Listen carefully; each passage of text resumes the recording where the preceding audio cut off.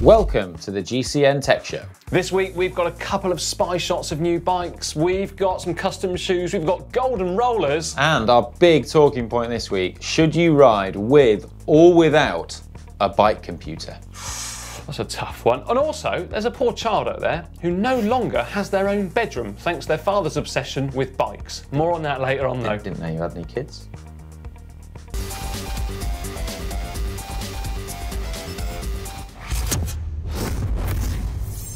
The world of social media. Where would we be without it? Well, not here for a start. Yeah, all right, smart ass, but you know what I mean. Anyway, we used to have to wait for our inboxes to fill up with the latest press releases from brands about new products, or even have to trawl for 16 kilometres around the halls of Eurobike looking for the latest and greatest in tech. However, there are always people out there who spill the beans. Or stalk pros like you do. Yeah, all right, guilty to that. Anyway, this Instagram user claims that this is the 2019 Civello S5. Well, we can't confirm or deny whether it is or it isn't. No. However, what we can see is that it's got, well, a new sort of split head tube design that kind of reminds me of the Factor 1 aero bike. It does, yeah. Yeah, and well, it's got a few other features on it as well. So, Yeah. But the handlebar, that looks, well, it's integrated, and that reminds me a bit like the Simplon Pride aero bike as well. So. Yeah, can't quite see it, but I wonder if it is split in the middle, because I absolutely love those handlebars on that Simplon. We don't see them very often, though. No. What was that? The brakes? Yeah, that's right. Disc brakes. Now, this is going to be a split decision, isn't it? And the seat post, well, that takes a slightly different shape too, doesn't it? Because the one on the current S5 is really nice and aero profile. Then at the top, it goes into that little point, doesn't it? Now, I reckon that's for a little bit of comfort, isn't it? Yeah, it's designed to flex it. Yeah, whereas this one just remains in a total aero profile all the way up to the saddle rails. I like the look of it. Yeah, and the frame, well, the silhouette is reminiscent of the current S5. Yeah. But I mean, the top tube looks a little bit more profiled, but to be honest, the rear end of it with the drop stays, it kind of looks like all the other top-end aero bikes that have come out this year. Yeah. Well, I mean, there can only be one fastest design, can't there? Let's face it. Well, either that or they're all just lazy and copying each other. Can't be that. Another new bike, but this one officially launched this week, is the Argon 18 nitrogen disc, which, as the name would suggest, has disc brakes.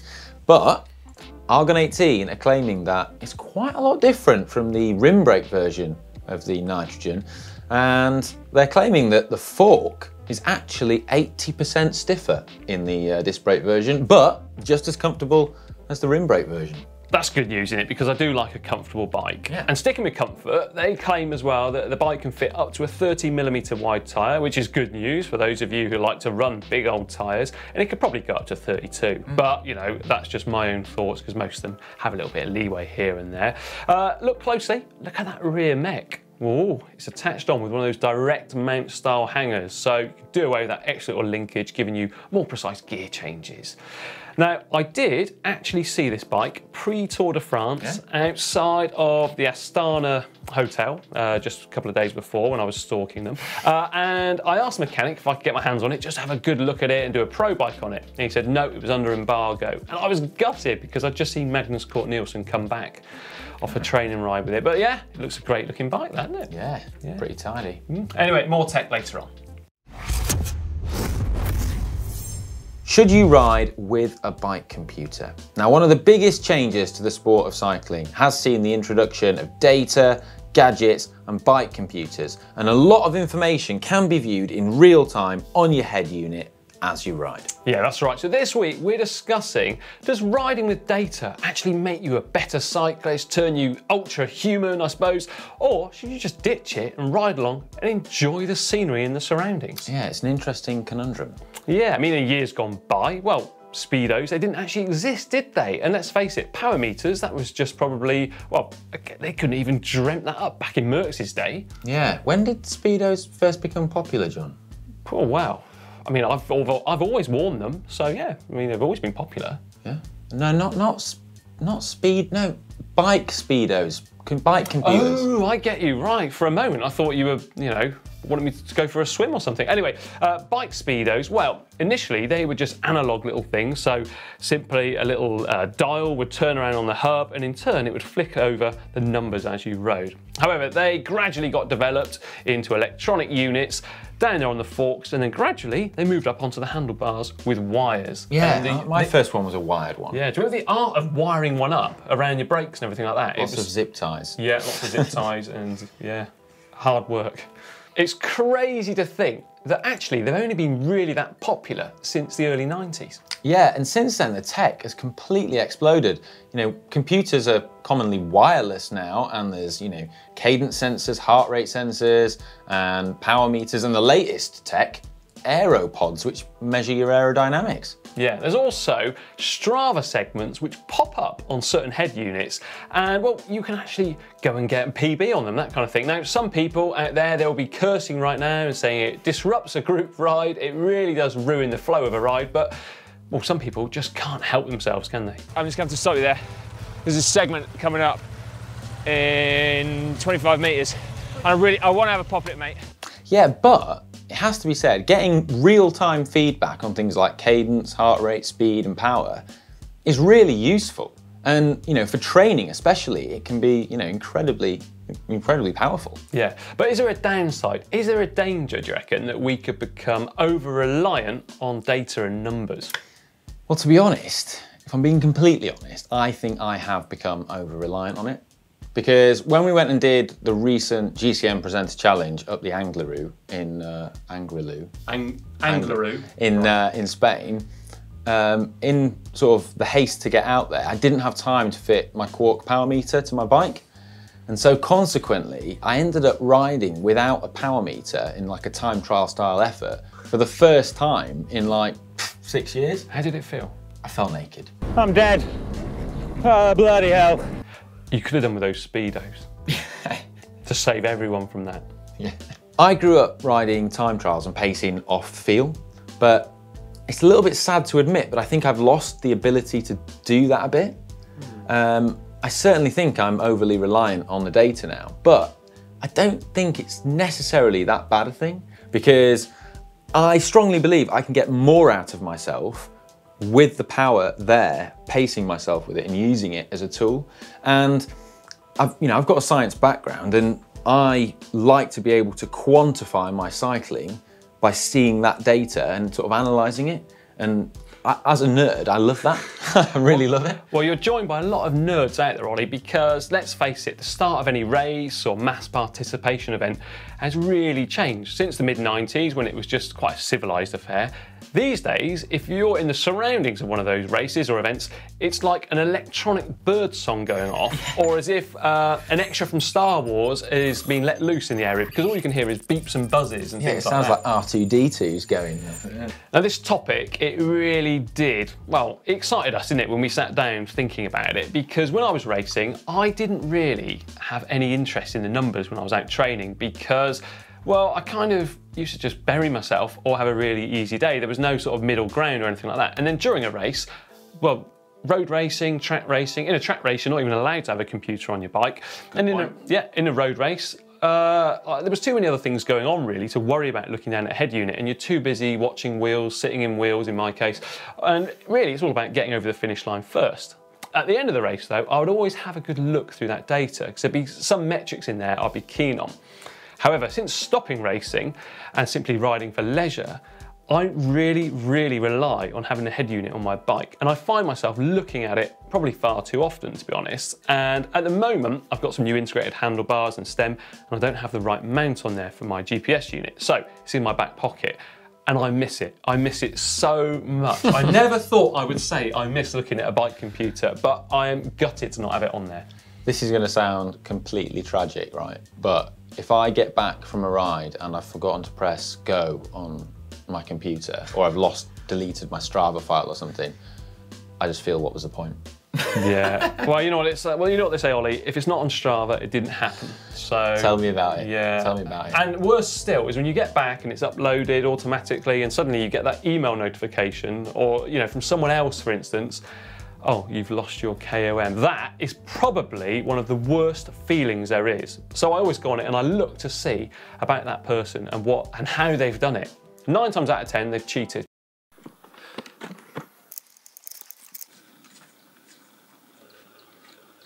I'm going to do my best. Well, the easy thing is, John, you just don't have any KOMs like me, and then you know. Oh, you've got a few. I've had a look. I don't have many, but there is one I've got, and I'm particularly proud of because I got it during a really big storm in Belgium. I had a massive tailwind, and every now and then someone will try and break it, and I look at it and I know it's done in a car. Yeah. Yeah. The thing is, though, is I feel that cycling is becoming an augmented reality computer game. Right. So computer games are designed to be addictive. You play them and you try and beat the score that you previously got when you play a game. And cycling has sort of become that, because whenever you go out for a ride, all the little gadgets and gizmos and apps and things, they encourage you to try and beat your best power, beat your best speed, beat your time on a segment. And so it becomes kind of addictive. But in Eddie Merckx's day, he wouldn't really have had much of that at all. So it sort of transformed it a lot. Yeah, I reckon if we had all this tech back when I was racing, in my prime, my heyday, I'd probably been a Grand Tour contender, to be honest. Absolutely. Because I am obsessed with, on those Wahoos we've got, there's those lights on the side, when they go above, and you just want to keep it above your average speed, don't you, all the time. It just encourages you to push yourself and smash yourself to bits. Clinging on, trying not to walk. But with all this in mind, are we missing the point? Have we forgotten about the true essence of cycling, the freedom, the escapism, the beauty of just being out there and enjoying riding on your own or with your mates? Are we getting too lost and caught up in staring down at a screen? Yeah, I mean, we're really keen to hear your thoughts on this. Would cycling be better with all the gadgets, gizmos and screen and all the rest of it? Or is there a happy medium that you can strike between sometimes riding with it and sometimes riding without it? Or is cycling better for having all the data and screens and computers? Is that encouraging a lot more people to ride bikes? We really want to know, so let us know in the comments section below what your opinions are. Yeah, I'm pretty sure, mate, this one is going to be absolutely electric because there's going to be so many arguments. Next week, we're going to have to read some of them out if they're not all censored. And we'll have another hot topic, won't we? I'm looking forward to this one, mate. Time for Tech of the Week now, and we have got some exciting new tech right here from Physique. But you're going to have to wait until Monday before we can tell you what it is. Oh, go on, mate, give me a look. Oh, you Go on, can let's have a look. look. Whoa! Wow. Now that my retinas have returned to their normal state, hopefully we can continue this section. Yeah, right. We've got some hot shoes. Elia Viviani, one of the best sprinters in the world, has been spotted wearing some DMT KR1s, which are a new shoe, and he's got them in a rather bling Italian tricolor colourway. And they're said to feature some new 3D knit technology. I've no idea what that means, but it sounds awesome. Yeah, well anyway, that knitted tech apparently allows the ankle gripper, which is new to me again, to actually hold around your ankle a bit softer, and apparently the shoes, they fit like a glove or a sock or a knitted glove or sock, who knows. Either way, they sound good and, well, they look good on Viviani. Yeah, he's a stylish rider, old Elia. Yeah, he always does look good on a bike, doesn't he? He does, but at the moment it kind of ends there for him, as he had these really nice aero bars on his bike, but the way he sort of fitted the route profile map to his bike, well, it wasn't very tidy. No, not very aero. I thought you would turn your nose up at that. And it looks as well like Rowan Dennis is telling him he can only do that once, judging by that hand expression. Yeah. It's now time for a bit of triathlon action. Oh, good. Shall I get my Speedos on, mate? No, it's a family show, John. Oh, all right. Anyway, Cameron Worth, ex-pro bike rider, has been doing triathlon, and he's been spotted riding a Pinarello Bolide TT bike, but with disc brakes. And that's the first time we've seen that kind of bike. Yeah, now Worth himself, he actually does spend a lot of time riding around with pros of Team Sky down in the south of France. And I think he goes out with Chris Froome most days, in fact. And believe it or not, I have heard rumours he drops him. So there we are. But I reckon we could well see this bike appear in the World Tour in the coming season, perhaps. That'll be interesting to see, won't it? Yeah. We love a Kickstarter project here at GCN Tech, and we've spotted some new rollers. Yeah, these Crown rollers, what's really interesting about them is the front roller has a bigger diameter centre section than the actual edges of the roller, because that encourages you, therefore, to ride in the centre of the roller because it's going to be less resistance, enabling you to ride faster. And believe me, when I say that a bigger drum of one of these rollers goes faster, years ago I rode on some really, really big ones and they felt like the size of oil drums, and I was absolutely flying on those. I wish I had a speedo on that day. Yeah, nice. And also the other cool thing is the rear wheel on these rollers. So normally on a set of rollers, the rear wheel sits a little bit lower than the front wheel because it sits in between two rollers and therefore it sags slightly. But on these new ones, you can actually elevate the rear wheel a little bit, and so it's like being level. I think that's really cool. Why has no one thought of that before? Really obvious idea. Yeah, exactly. Plus, they're gold, so we love that because we love gold chains, we love gold rollers. Anyway, more tech next week. It's now time for screw riding upgrades by upgrades, where you submit pictures or videos. Oh yeah, videos. Yeah, of the upgrades that you've done to your bike, and extra marks are awarded for before and after shots as well. Yeah, that's right, because anyone could send in a picture of a bike and just say, well, before this I had an iron bike or something like that, and I've now got this really fancy carbon thing. So no cheating, please, before and afters. Anyway, we've got a winner to announce, haven't we, from last week's competition, who managed to win a GCN workshop apron / cape. As modelled by my glamorous assistant Ollie Bridgewood here. You can also wear it around the other way as well. Anyway, the winner was Jeroen and that BMC. Do you remember he turned it from one of those mountain bike things into a road bike with drop handlebars? And it looked really cool, didn't it? We were really, really chuffed with that bike. It looked great. Yeah. So this week then, what have we got? Well, this week, let's have a look, shall we? First up, we have got Clay from Savannah, Georgia, US. Now, the bike is a Rally Redux 1. It's a 1x8 urban ride with 650B wheels and a lower front end with functional components. They'd always planned on having a bike somewhere on the gravel spectrum. So there we are. We know that Clay watches the GCN Tech Show.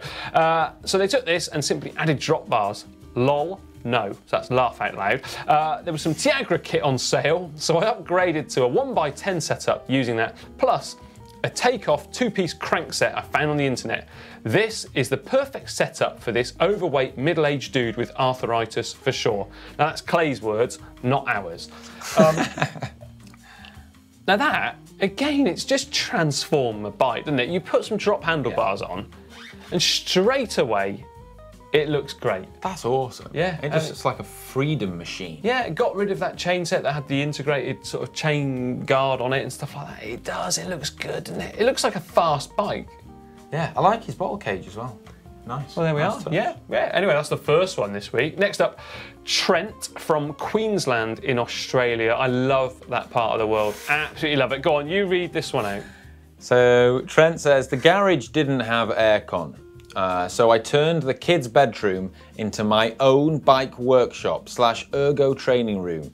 The kid can sleep on the couch. Mate. Don't know how this will go down with the wife. Probably shouldn't be left home alone. Well, Trent, it looks much better, doesn't it, with all those bikes in there? Yeah, I did. That utility tray full of all his spare parts and tools.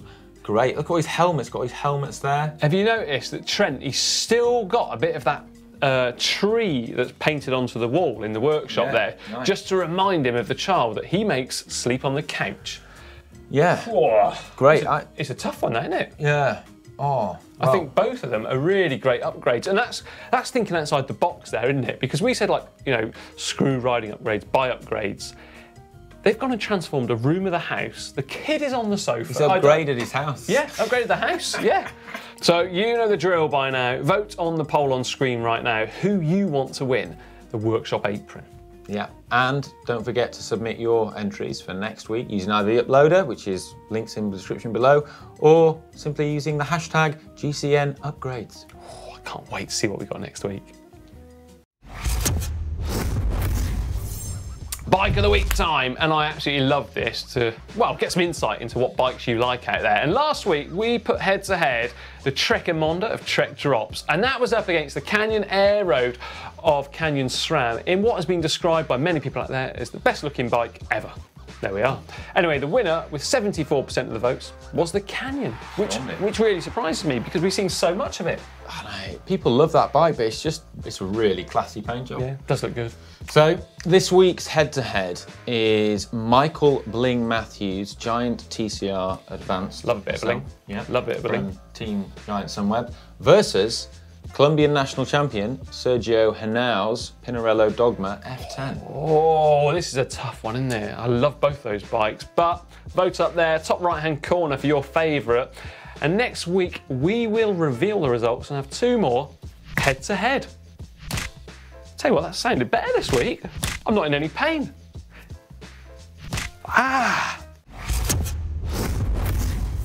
It's now time for the bike vault. Oh, I love it, the bike vault. We get stuck into your bikes that you submit using the uploader, which there's a link to in the description. First up, Justin Andrew, Mammoth Lakes, California, July 2018. This is their Fuji SST Ultegra 6800, 11-speed Reynolds wheels. Let's have a look at it. In fact, I put in 2 photos of this bike. You know what, right? We've got to rate this either nice or super nice. That is beautiful. Do you know what we've done, Ollie, as well? What? Cardinal sin. We've messed up. The bell. Where is the dreaded bell? It's over here. I got it. Oh, you nearly rang it then as well. Yeah. Right, that. For me, to be honest, I know he's used his helmet as a stand, something you should go delicate with your helmet. I personally, that is a super nice bike. Looks spot on. Yeah, matched his bar tape as well to his saddle. Always, yeah. It's top. Nice. Nice. Yeah, Super nice, yeah, agree. bring it. Yeah. Right, Paul from Cimace Bay in Anglesey, a little island there, isn't it? North Wales.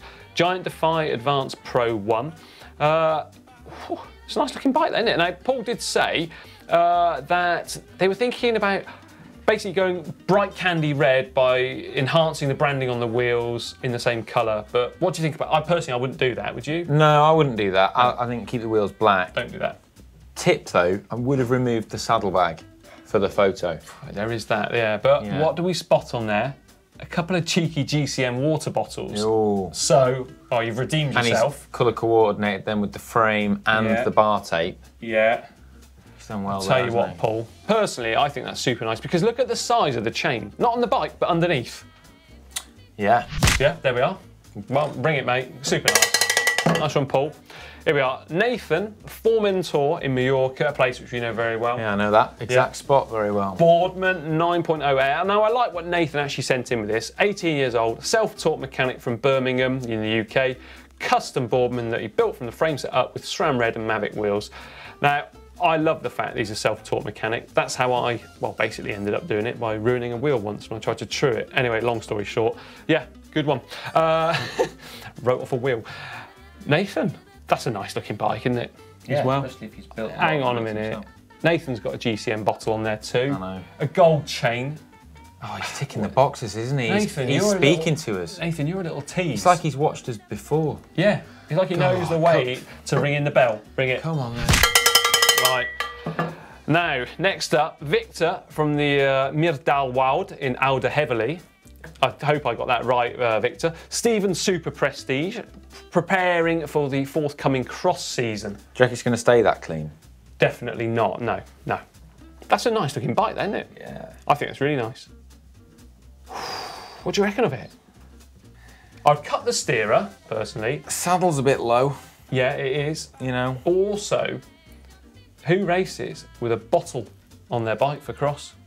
That's a good point. There is a UCI law or rule that does allow it, but only at certain temperatures. Having been based in Belgium for a number of years, I can pretty much guarantee at this time of year, it is not within the realms of water bottle territory on a cross bike. Yeah, Yeah, I think what do you reckon about it? It's a nice. It is a nice, yeah. Stephen would like his bike back. Only joking. Final one, Alex from France, the Argon 18 Gallium Astana Roubaix edition. Basically, they put some new tyres on it as well to make it look really cool with the tan sidewalls. Now, Ollie, can you spot anything on this bike which makes you wonder, what has Alex done? I can, yeah. I mean, I do like the tan sidewalls. Look beautiful. I think they do work well with that bike because it's a black bike, and against the black bike, it always seems to make it good. Yeah, it pops. But I'm not really sure what's going on his stem with his computer there. Okay, well that's what you've spotted. Do you know what I've spotted? Yeah. The rear brake. Oh, what on Alex has put it there. Now, I'm pretty sure those frames are not designed for that. Correct me if I'm wrong. Yeah. Are they? I don't know, but No. I'm pretty sure they're not designed to be there. So on safety grounds, Alex. Is that like an aero thing you're trying to do there, or is it a mistake? I don't know. I've seen people do it on time trial bikes back late 80s, early 90s, that kind of thing, to try and really smooth out the airflow. But unless, in all seriousness, unless it's been designed like that, I would put it round the other way because it's not going to be giving you the best braking performance, is it? Yeah. Yeah. And I'm gutted because I'd love to have given that super nice. Yeah, nice, unfortunately. Yeah, but Alex, well, it's still a beautiful and nice the tan sidewalls are mint. Yeah, Alex, let us know, mate, if it is meant to be like that or not, because I'm really, really sorry if it is meant to be like that and it was designed like that. I feel really bad now. Anyway, submit your bikes for the Bike Vault using the uploader tool. Tell us all about it, and maybe even put another picture in as well, like our friend did earlier on with that beautiful Fuji. There we go, nearly time for the end of the show, but don't worry, heaps more content coming up for you this week, including I got to look at Steve Cummings' bike at the Vuelta a España, grubby little hands all over it, checking it out. Then on Sunday, well, this is something special. We've got an awesome prize in the unboxing on Sunday, so tune in for that. It's an FSA K-Force Wii group set, the whole group set. Awesome prize. I'm crossing my fingers for that one. I really hope you can't enter. Can I enter any of these? No. Okay, brilliant, great. Then Monday, back here in the maintenance set, helping you fix your bike problems. And then, well, the Tech Clinic, helping you solve all of those problems that you've submitted to us. And I love doing that, helping you get riding your bike again faster and smoother and quicker, all those things. Then, well, it's time to revisit the GCN Tech Show, isn't it? Yeah, it is. And if you're looking for another video to watch, then why not click up here where you can join me in learning about how to fix carbon fibre, and can it be fixed? Oh, can it? Yeah. Well, don't tell them that. Oh yeah. You watch it. All right, I will.